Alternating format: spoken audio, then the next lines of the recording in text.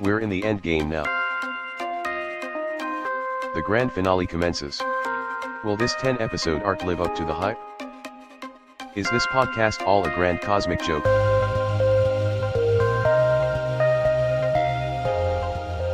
Will your hosts be able to handle themselves? It's time for the rules of acquisition. All right.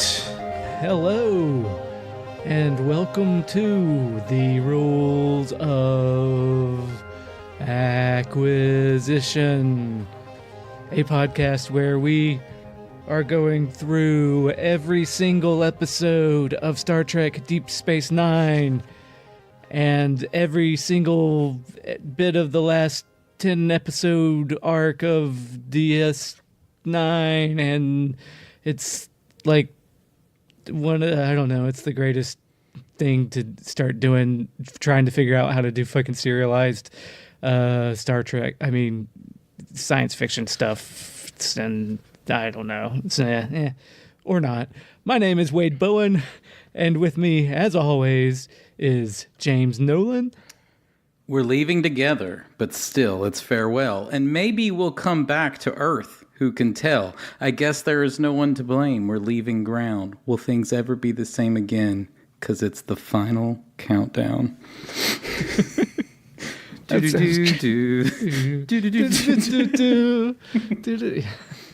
like, I didn't recognize those lyrics. Like, is that from a poem? No, I am just... yeah. And also, we have Hugh Crawford. Hi. Hi. How's it going? Good. All right, good. Yep. And we're in it. This is the penultimate, or no, this is the final this arc is the Penumbra episode. The Penumbra is the name of this episode. It's the blurry outer part of a shadow. Okay, the shadow is an umbra. The penumbra is like the little echo tone between the shadow and light. Gotcha. And that brings us up to the name of the show, which is Penumbra. It's, Conundrum, yeah. It's episode 17 of season 7. It originally aired April 7th, 1999. And here is the IMDb description. When the ship Worf was serving on is attacked in battle, and all search efforts are abandoned, Ezri takes a runabout in search of him against Sisko's orders. Meanwhile, Sisko proposes to Cassidy Yates. Kind of buries the lead there, but... Yeah, that's how it starts. With Sisko proposes, and then all this other shit happens. And then This is a weird episode. This is the first of the final chapter, is what it's called. Right. Yeah. Yeah. This is where, I mean, I've been talking up this since we started, like this final 10-episode arc or whatever. It's doing things differently than the show's even tried to do things, it feels like, up until now. It's getting into that, like, oh yeah, we've dabbled with serialization, and now we're going to go straight into, like, every chapter's going to end with a cliffhanger to the next one, but then we're doing it 10 times or however long. So this is like... They've been trying to, I don't know, I've been arguing with Rick Berman for, 7 seasons about serialization. They're like, fuck it, you're not getting any more seasons. Just do what you want. Fine. We'll just get it over with. Sure. I don't know. Yeah. I guess... They still wrote it episode by episode, by the way. Did they really? Yes. And they fucked up in the middle and then had to move, like, this... Like, I don't know. Oh, there's too many moving parts for them. Is this their pod? They didn't know how to load it this 10 episodes? Don't meet your writer's room structuring heroes. Really? What I was when I reading all of the drama behind the scenes of how this got written. Oh my god. So I mean, yeah, we talked up this show as a prequel to all, like, and I've never said they did it perfectly. They're still figuring this shit out. Even if we can sit here and bitch about what they fucked up the whole time, which I'm sure we will. But that is our MO. But I want to stop and appreciate what they did get right. I think critical analysis is different than just bitching. Or what they tried to do. Anyway. I would just say critical analysis isn't exactly bitching. It's just Well, it's a fine. Yeah, I want to appreciate what they did do and what hadn't been done quite so much, especially with Star Trek or other stuff. you can do both. They did have a series of sort of mandates of what Rick Berman required them to do per episode. And it was that each one they had to defend each story as having a first, second, and third act. They had to be able to articulate what the resolution of the episode was. Oof. Emotional. And there was rules. They had rules that they had to sort of prove to him as they were going along. Oh, really? But they had it. They got the okay for the 10 episodes at the beginning of the season, but they didn't write it till it came up. It doesn't seem, which is totally different than what I had been. I think it had been our going assumption for the last 7 episodes that they were kind of half-assing it to get to. They were. We got this big plans at the end of it, so let's just and then And I'm not saying that wasn't there, but when you read how the sort of story was broken, I was surprised. Well, I thought it was a little bit more of a corkboard, super defined situation. Well, for the three of us, anyway, for our purposes here on this podcast, I'm proposing something sort of that I'm just now realizing. This all feels just like one large. I don't feel like the rewatch meter really applies to these 10 episodes. It is kind of weird, yeah. I would say I'm kind of calling an audible here. And I would say that maybe we put that aside for the last. I know that's weird because we've had it, but I can't really separate one from the other. Yeah, we got an inkling of this during the 6th episode arc between 5 and 6. When it was really hard to yes, we did. Yeah. Mm-hmm. And I would propose that we just, for here on out, we're probably just going to have to excuse. I think I'm going to, I think I agree with you. I mean, because I can't put this on a rewatch because it's just. You're going to watch the whole thing or you're going to watch nothing. Right. Right. Maybe when we're done with this 10 episode arc, but I haven't watched them all before talking about this episode, so maybe at the end of it I could say that one. And I didn't remember. I was surprised at how much of this I didn't remember. Yeah. So I watched this and I'm like, oh, okay. And then what I didn't like about the resolution all came back to me at once. And I can kind of sum it up without spoiling future episodes because my problem starts in this episode.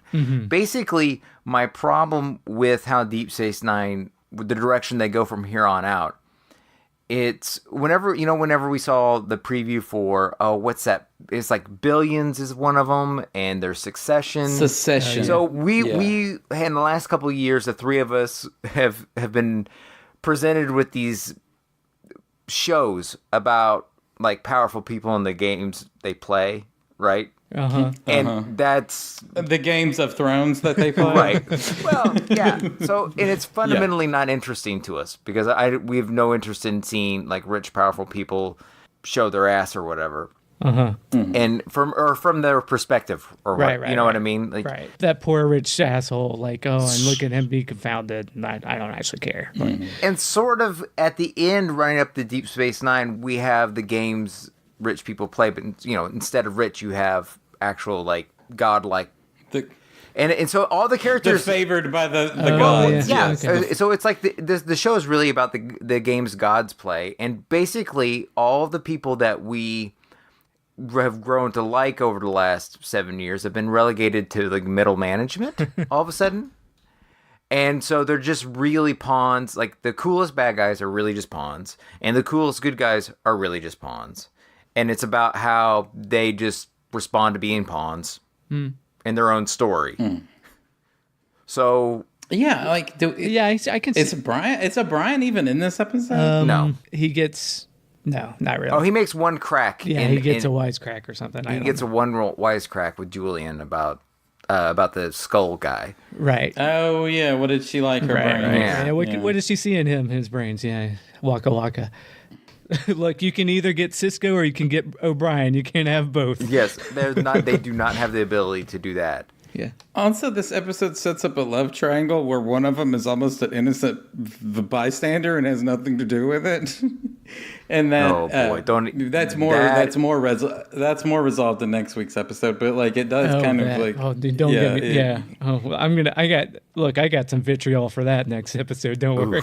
Yeah. And Star Trek has got a little bit of a.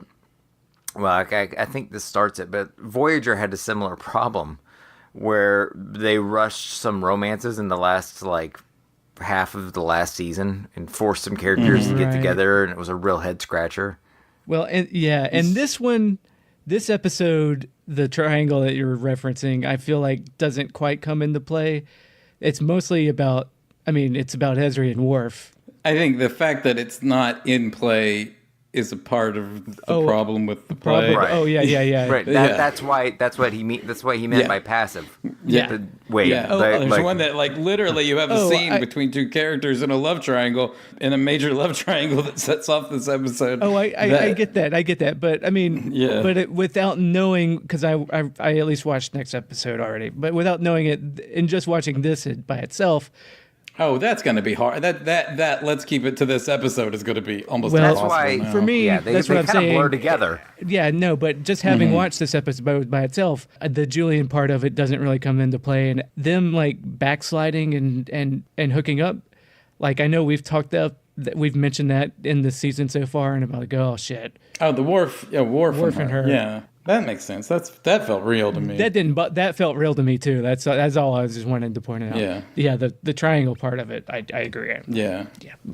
But so they sort of talked it over. The first 4 episodes, they sort of broke as a kind of like a pitch, maybe not let's not say an outline, but a pitch, and then they parceled it off to the 4 writing groups, and it seems like they wrote them in isolation because there's things that happen that basically, I'm sorry, I don't want to pick on this, but Renee Echevarria kind of fucked the script up. And it not only made it, but because they were all being written essentially concurrently, they had to wait for all the scripts to come in to realize how fucked it was, and then had to go redo it.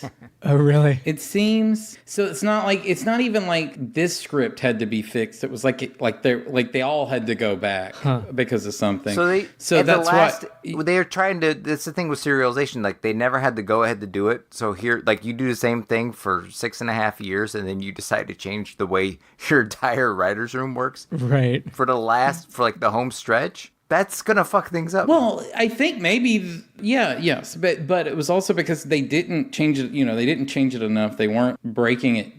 They weren't all essentially write for 3 hours and come back and we'll have a 1 hour meeting and then everybody.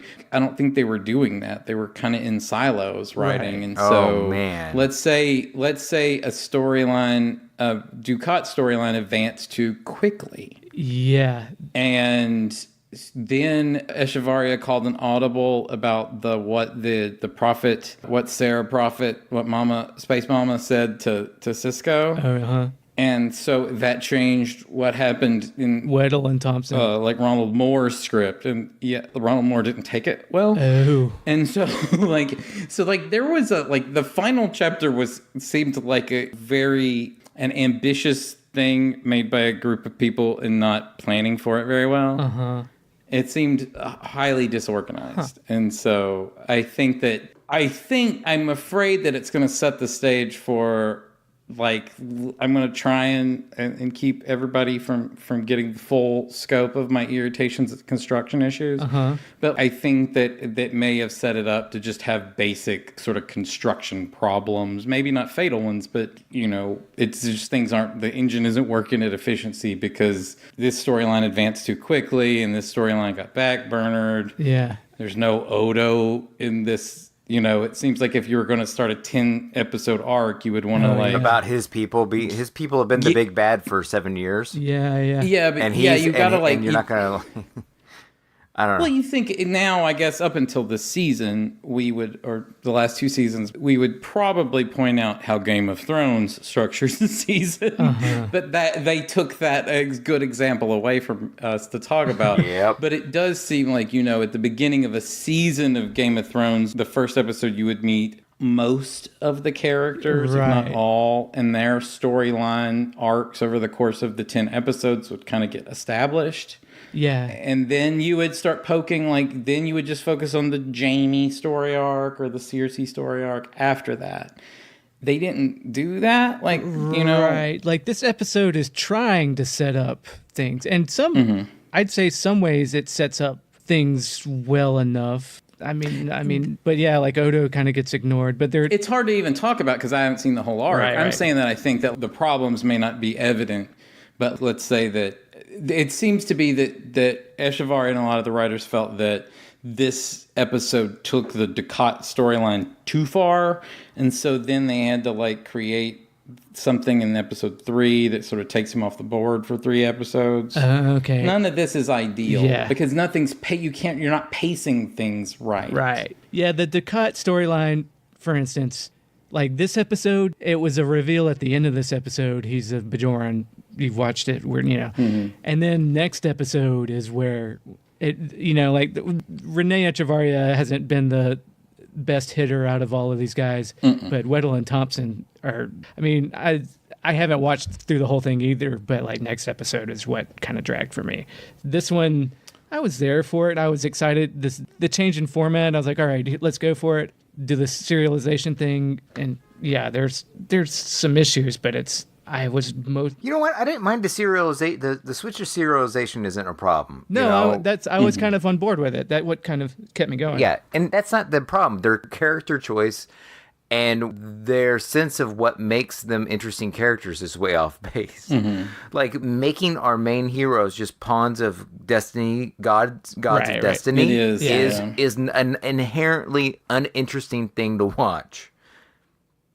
You've relegated them to be middle managers, not in charge of their own Right. destiny. When did the paw race? And literally, first? the word destiny comes up in this, Yeah. and sets it up Yeah, as oh, such. yeah. Right. Yeah, that's not great too, and for the reasons like the stuff that we have grown to not like so much. They've been setting up this religious kind of him as the emissary, so they're trying to figure out how to do that. Like, so that didn't. I mean, that didn't bother me the most, but.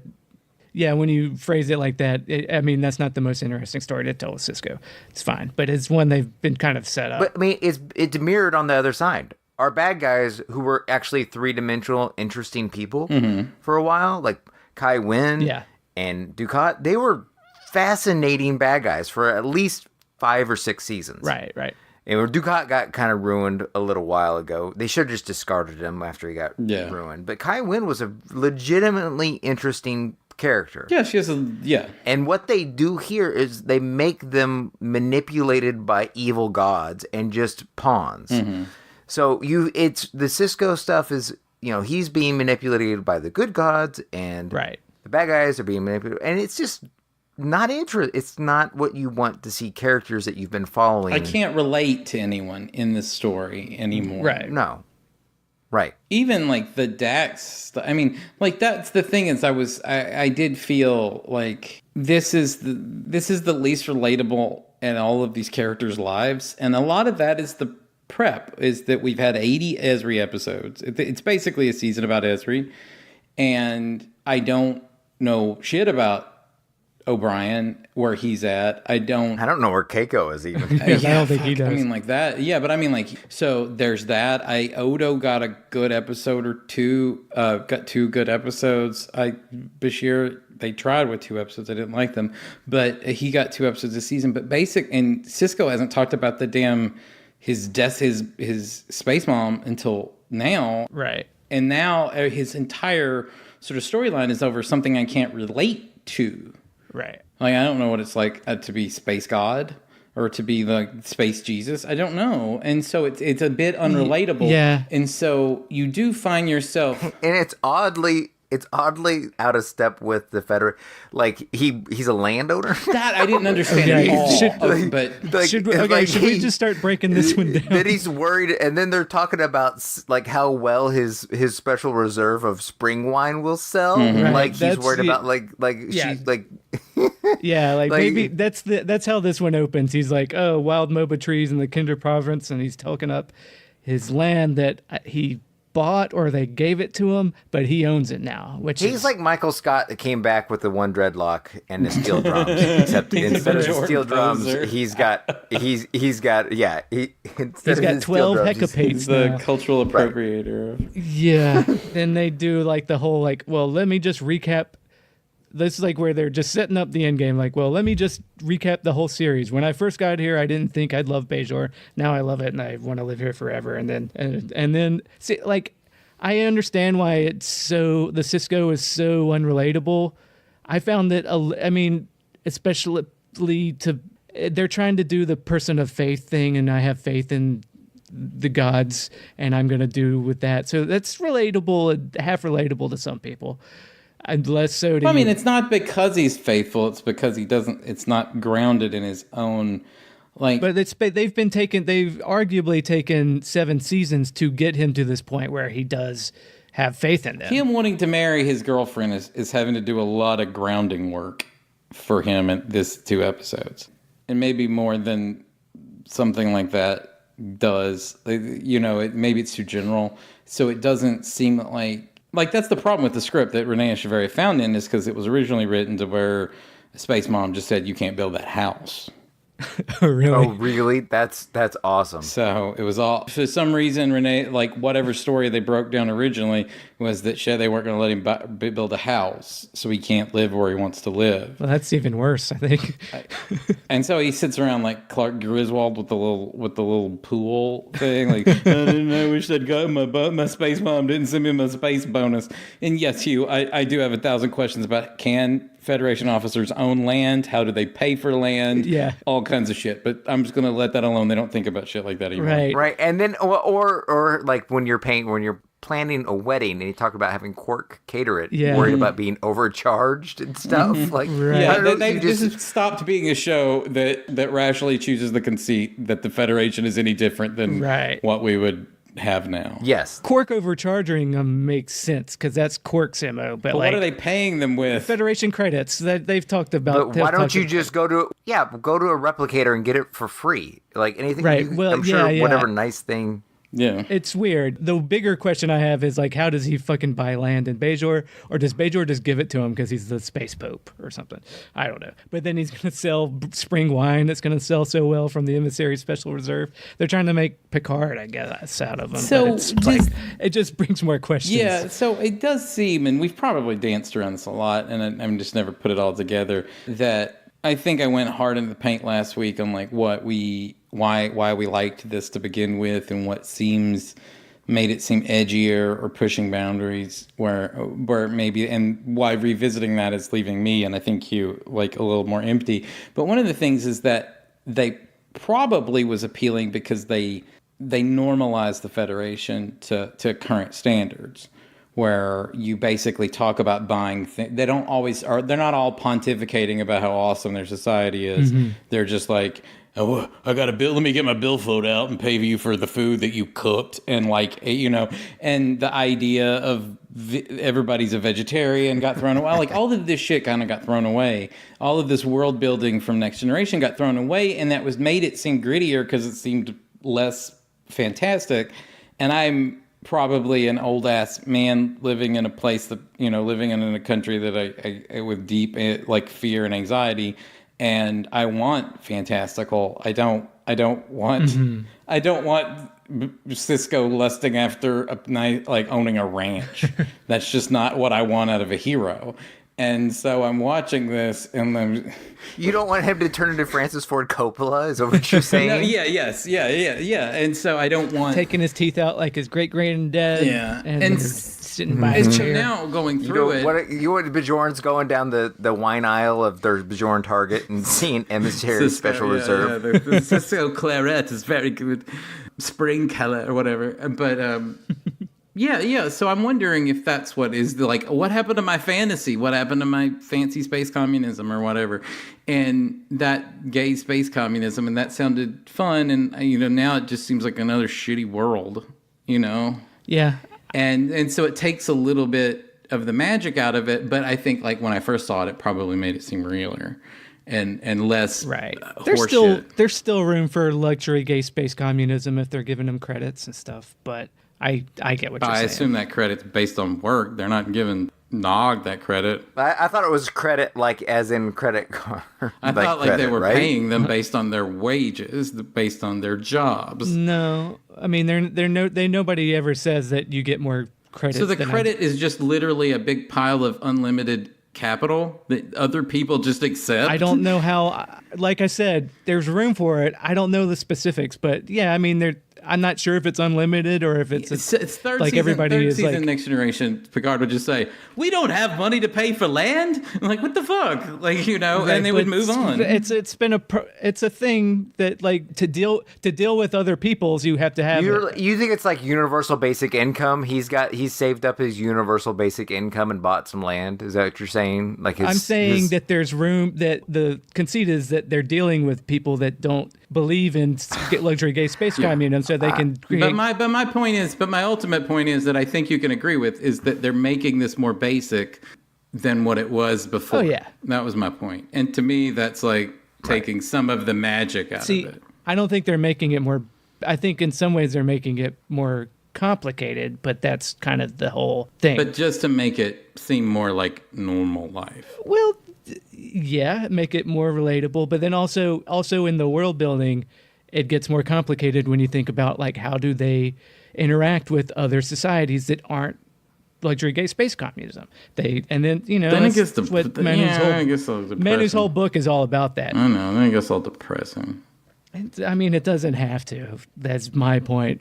I see that it does depress you, but for me, I see there's a way. It just takes some of the, like I said, I don't like. It seems like the Federation is just another shitty place to work for, and I think it seems like Sisko thinks that. That's why he wants to go own a fucking ranch somewhere. And like, I don't know. It's all very. I mean, it means it's because he's in love with Bajor and he wants to retire there, and so that's fine. But anyway, that was the thing, is that he couldn't build his house. And then Renee realized that was a really dumb set of stakes to embark on. And so they changed it to you have to get married. And so that moved up. So that took the whole, like Ronald D. Moore was writing the Married episode. Oh. And so that got taken away from him. And yeah, it didn't seem pretty what happened. But then Renee Echevarria wrote basically it moved it up to the first 2 episodes, and it became about my space mom said I can't marry you. yeah. And then that was one. Yeah, and that was one of the more ridiculous. This all forces Penny Johnson to be the worst written character in the show for this like little thing, and I hate it. Oh, I feel so bad for her. Some of her dialogue in this, she's like, well, I guess if you have a space mom, that really makes this destiny something you really have to believe, huh? Or something like that. She literally says something like that. They're doing their work to like remember this, and then like exposition, and she has to. And writing dream girlfriend. Yes. Like she's not a person. In these 2 episodes, she don't fart. She doesn't like. The last time we saw her, she's like, "Fuck you! I like racist old white men. Shut up!" And then like went and did it on her own. And like that was like, I disagree with that as a political part of the story, but like that's a character. That was fine. You can see a woman saying that to him. This is just like, yeah, whatever you need. Let's get married. Oh, we're not getting. All right, sorry, but like, and then it continues. Yeah, I mean, she's not as it's not as nuanced, but her being happy to be married wasn't like, why would that? I mean, it's no, it was. But even if she had like a response to. She had like sort of a sassy response in the way that she's like, I guess that's a proposal. Like at least she put a little. She is trying to do something. Her shoulder into it a little bit, but like she didn't have much to work with. Is what I'm saying. Like no, I mean it's a pretty basic. You're right. It's like it's a pretty straightforward plot for her. She's happy to be married, and then she's upset. Then I nitpick and I attack a lot of things, but I try actually not to do like line by line critiques because writing's hard and you don't know how the line came about or whatever. But Echevarria is almost like if you created like a hack-ass generator, like every line, the next line could be easily predicted by the hack-ass generator algorithm. So there's no like every line that's said is the line. How do I put this? They have a term in the Simpsons writing room called cranberry sauce, and I guess it comes from like if they're trying to do a pitch. They had this thing where they were doing the Family Feud. The Simpsons were doing the Family Feud, and the thing was things that would be on a Thanksgiving table. Oh yeah, and they call it cranberry sauce because it's whoever writer pitches that's the lowest effort thing Right. ever. It works. It's true, but it's just boring. But like it's absolutely low effort. Like you didn't, because the point is to think up funny Simpsons funny lines to go on the the things you'd find on a Christmas table. And so cranberry sauce, and every line, every turn, every stated emotion is cranberry sauce on a Echevarria script. There's really no surprise or no turn to any line or even how the sentence is structured, the cadence that it forces. His plots are kind of like that. I mean, they're craft wise. Oh, it makes sense why this is what comes next. Like the craft of it. I see how you built that house, but it's like a basic A-frame, pretty boring house a lot of times. Mm-hmm. So like all of the dialogue. I mean, they stumble upon a pretty real sort of human moment between Ezri and Worf in this episode, but like even then it's just matter of fact, and with Worf it can hide it because he states matter of fact dumb things. He's the dumb guy who says things with confidence, right? And so like that you can cover bad writing with that, but like I don't know, everybody was like every line was just so predictable and boring, and so I don't think he's coming out of that. Before the show's over. But so I think that made her seem even worse because her responses seem so like, things are different now that your mom is a god. Does that bother you? Does it act like it bothers you? Like, that's like a response of how real people you go, fuck yeah, it bothers me, but not enough to leave, I guess, right now. I thought there's any number of personality that like making a person with agency to respond to this guy. I mean, it's difficult. It gives him his, I mean, that line in particular didn't bother me, but does that bother you? Does it look like it? I mean, it's cranberry sauce. There's no character. Like he lets all of these pitches go without putting like a hit on them. Mm-hmm. Like this is how I'm going to allow Penny Johnson or allow Cassidy Yates to establish her will and her voice in this scene. I'm going to write these lines that give, but instead he writes, "This is how I feel, and this is how I feel, Benjamin." Mm-hmm. And it's very boring. Yeah. But we haven't seen the last of that crazy Klingon.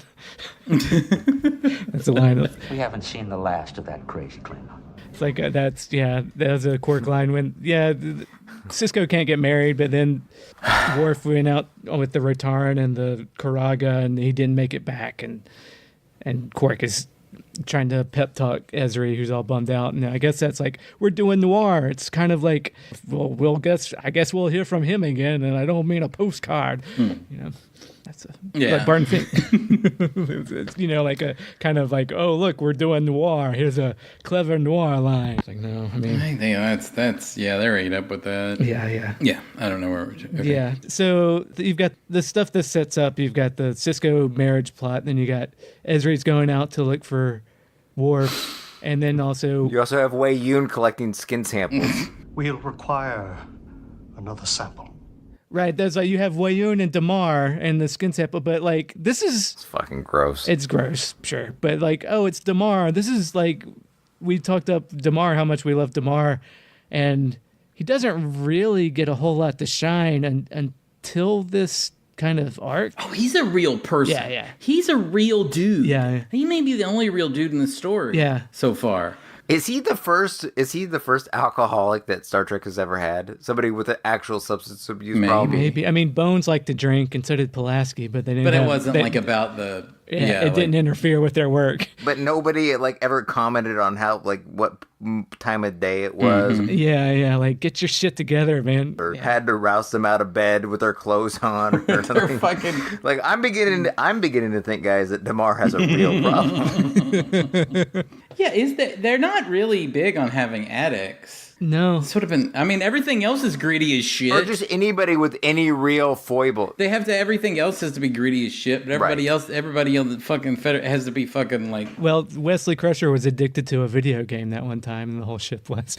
No, But you know what I mean. That was like part of his character for the run of the arc. Oh yeah. I still think Kira should be a drug addict. If Wesley Crusher was addicted to a video game for the whole series, the arc, that would have been like something he had to deal. That would have been interesting. Damar's better than Wesley Crusher. You said it. I think Kira should have been a drug addict. Oh, for her PTSD. I've always said Really? that. I've always said that. You have said that. I don't think so. I think she should have just been the person who had the person she was in the show, and then they should have just focused on that. Like, maybe, but I like that. I like the idea that there's like that she's broken but she's managing, but sometimes it doesn't go away. Yeah. Nowadays, if they made it today, she'd she'd be a terrorist. Yeah, I guess they did it with Starbuck because Starbuck was an addict, right? Oh, and yeah. And she ended up abusing stimulants. Right. Yep. And that was like a big sort of plot line over that. Yeah. Trucker speed. Yeah. Or what if Sisko just developed an MDT problem? You can see the tunnel to God. Yeah, right. But you're not dying. You're just smoking a drug. The machine elves have spoken to me, Cassidy. After all this DMT I've done. No, yeah. So, like, I think that's why I like Damar, is because he's the only guy that's actually, like... Yeah. Like, what the... like, he shows up, I fucking hate this job, I fucking hate these people. Right. Yes, boss. Yes, I'll do that. Yes, the TPS, but fucking, I'm so... All right. And, like, the only thing that, his best friend drops back, and he's like, oh, you're back in town. Like, let's hang out. Yes, I found God now. Like, oh, fuck. Fuck. He goes, no, I'm on my own journey. You have to stay here with these people. And you're like, fuck you. Oh, Fucking, yeah. Yeah, I guess Damar's got the hookup for plastic surgery. Right. He does. Because that's the next thing that we should go over. Couldn't they clean up that skin? No, that's my favorite thing about him. Let's not skin shame. You're right. Oh, I'm going to at some point, but I'll save it. He probably had smallpox or something, or some horrible. And he had lupus or something. Rubella or something. Yeah. It was like he's got a seal face for one. Sorry. Yeah, it's probably whatever scarred up Seal's face. I think it was lupus for some reason. Somehow. I don't know. Lupus don't go away. I know, but for some reason I remember hearing that about Seal. I don't know. Maybe I'm probably wrong. I don't understand. I don't know. Maybe I'm probably wrong. Never mind. I don't think that lupus is autoimmune. That would attack it at early. I know, but okay. Yeah. I'm sorry. Yeah. Well, it's like now I have to look it up because I remember hearing that, but I don't. Well, nevertheless, he's Bajoran now. Yes. And it's like a big character turn. A big. And what is his name? Aju or I don't know. I don't even think that comes up until next episode. No, it doesn't. I don't think. Yeah. But that's basically the Damar stuff. Like in this, the Wei Yun and Damar snipe at each other. Wei Yun gets a skin sample, and Damar helps Dukat get a makeover. Right. And the thing with each of these little arcs, they do little things to recap the whole show. Like they do. Sisko saying his thing about like when I got here and blah blah blah. You have Ezri they just play audio files of every big moment in Jadzia. And she goes into Worf's room and with the way we were plays. Right. Yeah. Scattered basically. pictures. This pamphlet belonged to my father. I would like you to have it, Jadzia. Go. I will take care of Yoshi. Smiles we gave to one another. Worf, that's very sweet, but let's face it, you're not good with babies. Klingon warrior. I have stood in battle against Kelvins twice my size. I courted and won the heart of the magnificent Jadzia Dax.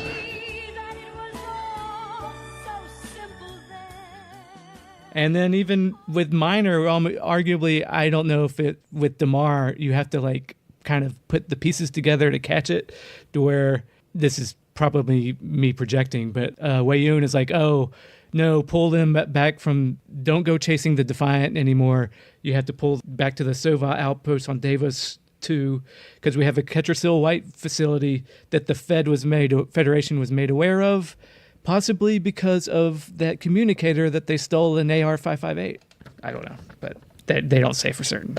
But Possibly. yeah.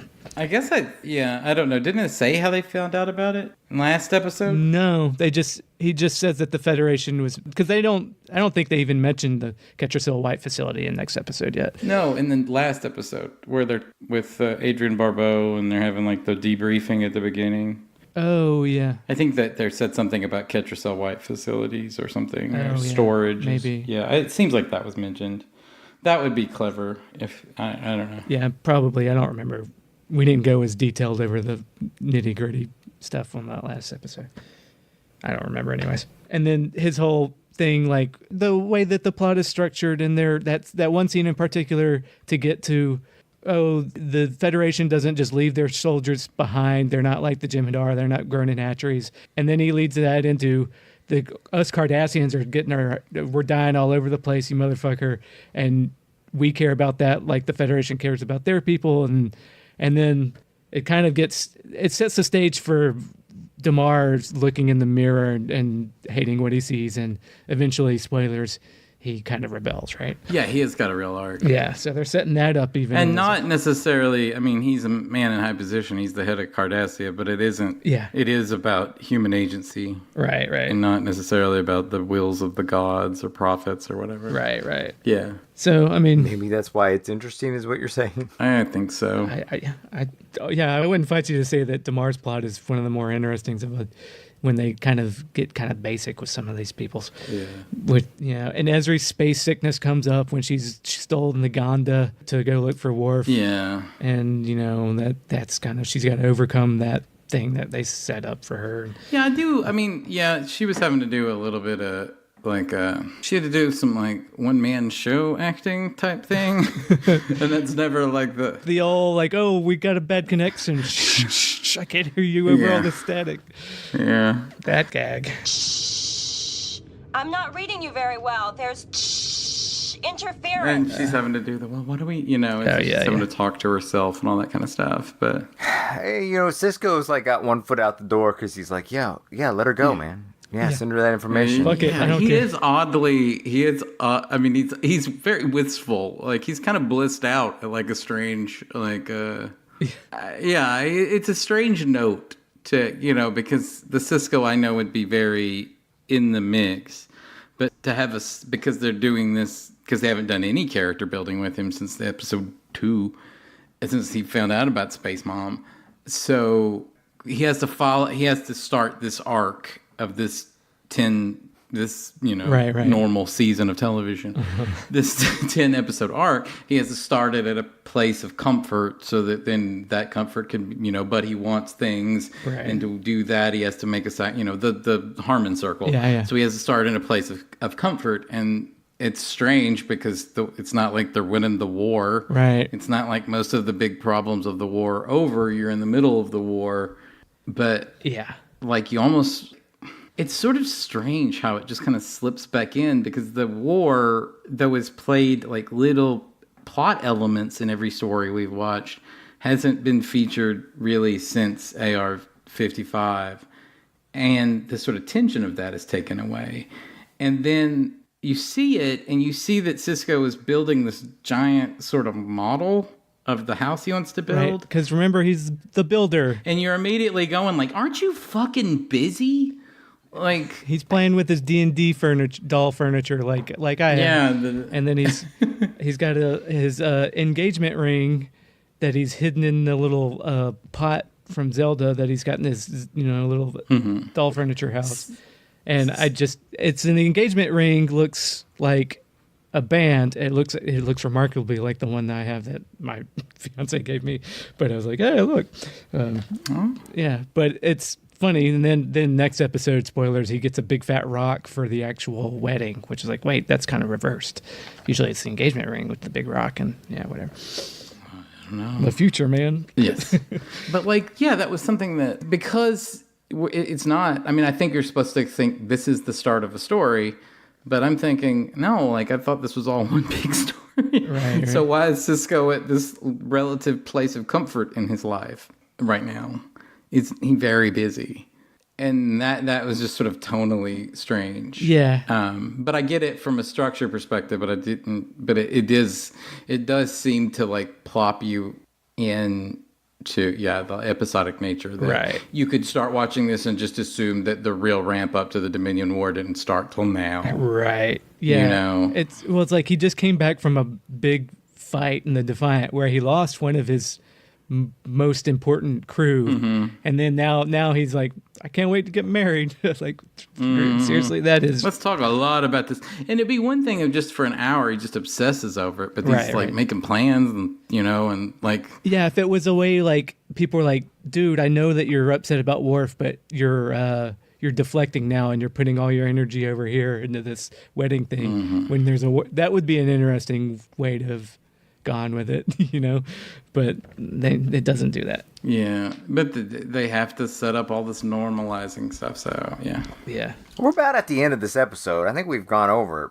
pretty well. Yeah, there's a lot of the Worf Esri stuff. There's a lot they of fuck and then he's singing Klingon opera. She has to ride a barrel down Niagara Falls to find him, his escape pod, and she goes through the Badlands to do that, and then. She knows he was probably singing Klingon opera in there. He's like, Shavak Tagish! No, or I was singing Gavok Tova. But sorry, I wrote down the Klingon. I had to say it. And then they talk about Alexander, and he's like, oh yeah, he's weapons officer of the the Yavang, and they were shorthanded. And she's like, that's a real dick thing to say about your son. I was like, well, what do you want? And you're not my kid's my business, lady. And she's like, well, that's not what you said when we were married. And that starts off a whole fight.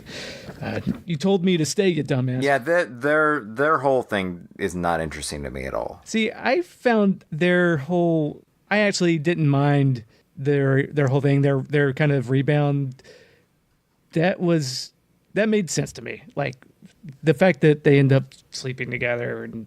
Because they get chased away, and then the Jem'Hadar chase them to up the Borealis planet system, and then they crash land, and they have to beam down, and then he hunts a wolf. I liked his Worf the Hunter. It's like, I didn't use a phaser, I used this big ass spear, and it's like nice stuff, wolf. Yeah, you got there, but yeah, and then they fight some more, and then they fuck. Which I mean, here I don't know if I want this to be the last beats of these characters. Yeah. I'm in like that. I'm in that mode sometimes with these things now because I'm just kind of like, Esri's only going to be like she is only a relationship. Like she was just that was it. Who's she going to end up with? Who does she want to fuck? It was her entire arc this season. Yeah, that's not great. And and everything sort of converged. There was other elements of her character. And there were other plots, but they all converged to this. Like that she got seasick and that she was an earnest counselor. Yeah. Like that was they really gave her the short shrift here. Like she's just a prize to be won, and the audience is only really supposed to be interested on who she gonna pick or whatever. And Worf, the most long-lived Star Trek character of this era, and you don't even give. Like, his whole plot line is just he's a widower. Right. And I admit that that's a part of his character, but, like, there's not... Right. His whole, like, Baudet, did she fuck him? And, like, well, she did. Just, Perhaps you would rather be back on the station with Captain Baudet.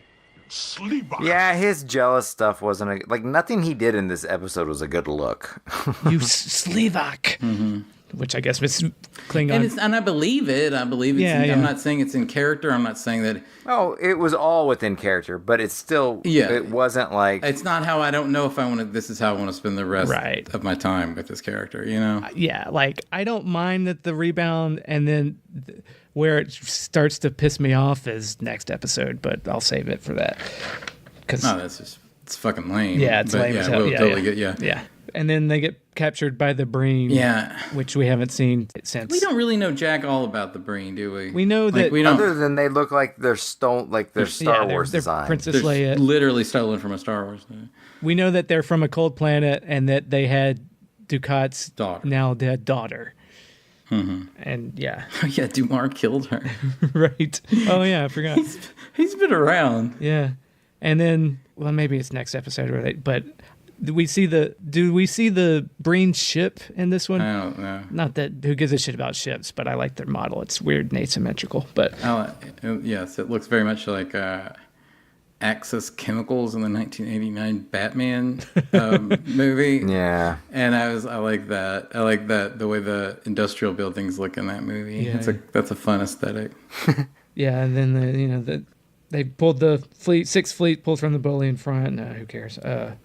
And then we get the Ducat makeup or Bajoran. Yeah, we went over that. Yeah, and he's like, "What do you? How do I look?" It's like, "You look like shit, buddy." But, but yeah. And so Kai Wen doesn't come. Kai Wen's next week. Comes in next week. Do you guys want to guess what the good people of IMDb thought of this? Yeah, it just ends with them being taken by the Breen, right? Is that, and then Sisko has to tell Cassidy he can't marry her. I thought that's next week. Right. I thought that was next week too, but maybe. He finds out he can't. Space Mom tells him he can't marry her. Oh yeah, that's how it ends. Yeah. He finds out. Sorry, these are all going to start running together. Yeah, these are going to be harder. Yes, they are. That's why I didn't want to do the individual. Yeah, because I can't really parse them out. All right, so any guesses on how people responded to Penumbra? Penumbra? 7.6 has been what I've said every single time, I think, the last 4 weeks. But 7.6. I'll go with 8. That's a 7.5. Okay. Oh, I almost... People are really tepid on all this stuff. All right. Yeah. I guess we are too. It's a really... It sounds like... Yeah. I was just kind of like, for this one... Especially, like, I'm just like, I'm on board just for but that's something that I do where I'm just like, the analytical part of me is like, I'm seeing how they do with this kind of different kind of structure going forward. Mm-hmm. But yeah. And I mean, it's very easy now that we've seen it done a lot over the last 20 years. Right. How these structures have happened. It is very sort of easy to get, to go, why didn't you start all of these arcs, somewhere close to the first two? Right. But, they're working. They don't know how to do this. Yeah. There's not a lot of blueprint from the, in these circles. So, yeah. But I'm still a little shocked. But, I mean, how, like... That it wasn't a little bit more orchestrated, but we'll see if it's a problem or not as it goes on. Yeah. All right. Well, Wade, do you want to give us? Do you want to tell everybody how they can get a hold of us? Oh, I do. Oh, and I do want to say that Seal did have lupus scars from a result of a type of lupus called discoid lupus erythematosus. Dude, I never doubted your Seal knowledge. Okay, I just had to. I doubted myself, and all right. Well, I never. When it comes to Seal, I never count you out. All right. So I will never discount my Seal knowledge again. So he has like skin lupus, just similar to psoriasis. It specifically affects the skin above the neck. All right. Well, let's tell people how to leave I'm sorry. lupus-related iTunes reviews for us. Yes. Sorry, you don't care about that, do you, listeners? Well, if you do, give us a call 917-408-3898. Or go check us out on iTunes, give us reviews and all that. We'd love call us up with your favorite autoimmune disorders, yes. Crohn's, MS. You can leave all of these, or if you just want to call and sing "Kiss from a Rose" on the Gray, you do what you want, and leave us reviews or hate on Seal for hitting Heidi Klum. Yeah, right. All right. Or, Twitter and the kickersofels.com. But also, most importantly, patreon.com. Give us some money. And we'll try to give stuff for you, too. And you can join the Discord conversation. And, we want to provide something for you there. And so you can do that. And it would make me very happy. And I would love you forever. Anyways, do all the stuff every podcast asks you to do. All right. Well, thanks again for listening to another episode of Deep Space Nine. For Wade, James, and myself, 3 to be Mount. Beep.